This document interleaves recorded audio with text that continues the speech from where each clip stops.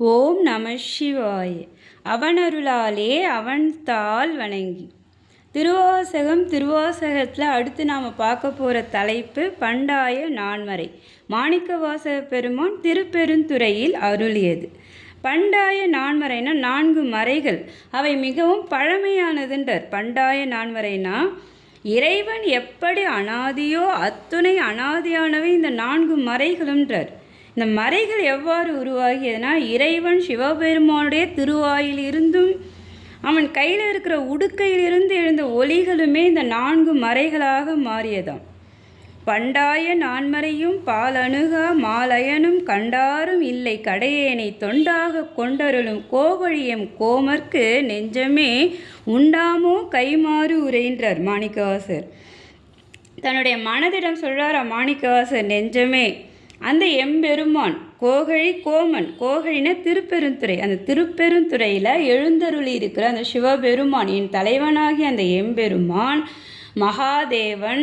அப்பேற்பட்ட அந்த தேவன் மாலணுகா அயனும்னா திருமால் நான்முகன் போன்ற தெய்வங்களால் கூட அருகில் நெருங்கி காண மாட்டாமல் அவனுடைய அடிமுடியை காண முடியாமல் எழுந்தருளி இருக்கிற அந்த எம்பெருமான் கடையேனை தொண்டனாக கொண்டான்றார். கடையேன்னா கீழ்ப்பட்டவனாகிய என்னை தன்னுடைய அடிமையாக கொண்டு ஆண்டு அருளினான். அப்பேற்பட்ட அந்த மகாதேவனுக்கு நாம் என்ன கைமாறு செய்ய போகிறோன்னு சொல்லி தன்னுடைய மனதிடமே கேட்குறாரு. உண்டாமோ கைமாறு உரைன்றார்.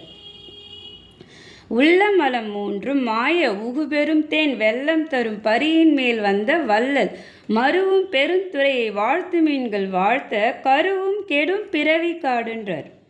உள்ளமலம் 3 மாயன்னா உயிர்கள் ஆகிய நம்மிடம் இந்த மும்மலங்கள் இருக்குது. ஆணவம் கண்மம் மாயை சொல்கிற இந்த மும்மலங்கள் இருக்குது.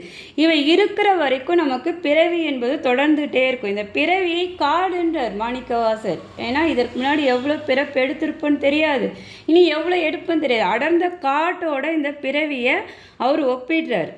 ஆக இந்த மும்மலங்கள் எல்லாம் நம்ம விட்டு நீங்கணும்னா அந்த திருப்பெருந்துறையில் வீட்டு இருக்கிற வள்ளல் கருணை தேனி பொழிகின்ற வள்ளலாகிய அந்த சிவபெருமான் நம்மை ஆண்டு கொள்ளணும்.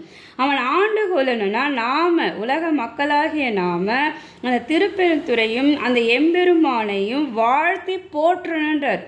திருப்பெருந்துறையை உலக மக்களே வாழ்த்தி போற்றுங்கள். அங்கனம் செய்தால் பிறவிக்காடு வேரோடு ஒழிந்து போகும் சொல்லி நமக்கும் வழிகாட்டார் மாணிக்கவாசர்.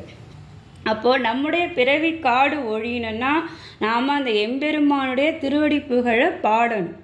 காட்டகத்து வேடன் கடலில் வளைவான நாட்டில் பறிப்பாக நம் வினையை வீட்டி அருளும் பெருந்துறையான் அம்கமல பாதம் அருளும் கெட நெஞ்சே வாழ்த்துன்றார். அதாவது தன்னுடைய மெய்யடியார்களை காக்கும் பொருட்டு அவர்களுடைய வினையை நீக்கும் பொருட்டு அந்த எம்பெருமான் காட்டில் வேடனாகவும் கடலில் வளைஞ்சனாகவும் நாட்டில் பரிப்பாகனாகவும் திருவிளையாடல் புராணத்தில் நாம் படிச்சிருப்போம். இறைவன் தன்னுடைய மெய்யடியார்களை காக்கும் பொருட்டு ஒரு வேடம் பூண்டு அவர்களுடைய வினைகளை நீக்கி அவர்களை ஆட்கொள்றார். அப்பேற்பட்ட அந்த எம்பெருமானை வீட்டி அருளும் அந்த பெருந்துறையானை அம்கமல பாதம் மருளும் கிட நெஞ்சே வாழ்த்தினார். அப்பேற்பட்ட அந்த திருப்பெருந்துறையானுடைய அழகிய தாமரை மலர் போன்ற திருவடிகளை நம்முடைய அறியாமை அகலும்படி நாம் வாழ்த்தணுன்றார்.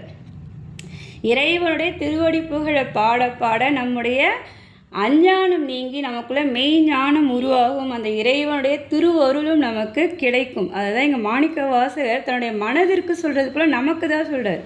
அம்கமலப்பாதம் மருளும் கெட நெஞ்சே வாழ்த்துன்றார்.